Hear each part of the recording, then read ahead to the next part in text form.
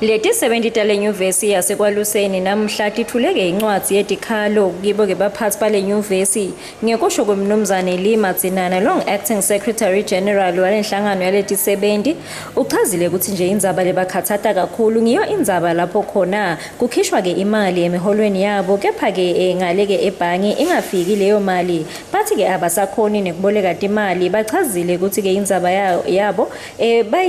noma ke bayifaka nakhona ke eParliament ke phasolomane kude umehluko nabadictator imali in our salaries bangahambi kuyo remitter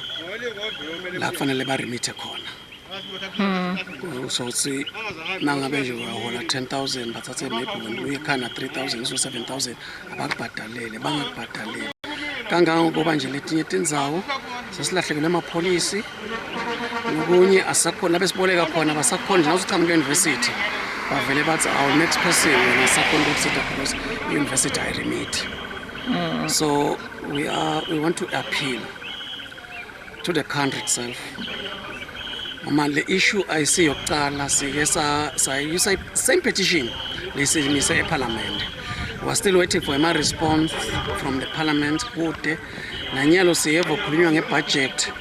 eParliament kepha asiva bakhuluma ngale petition yethu so lokho sithi la universities petition lamuhla sidama ukuthi si voice out ukuthi solo sikhalo tethu timile non remittance sicela ukuthi uhulumende mane asala sibonela uma management sonke sikhathi nasisikhuluma nayo ithi yona ithola imali encane from government nabadictator imali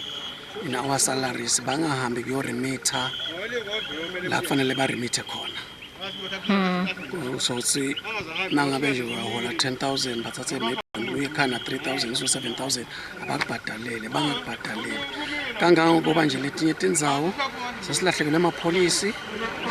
nokunye asakhona besiboleka khona basakhona nje usichamuka university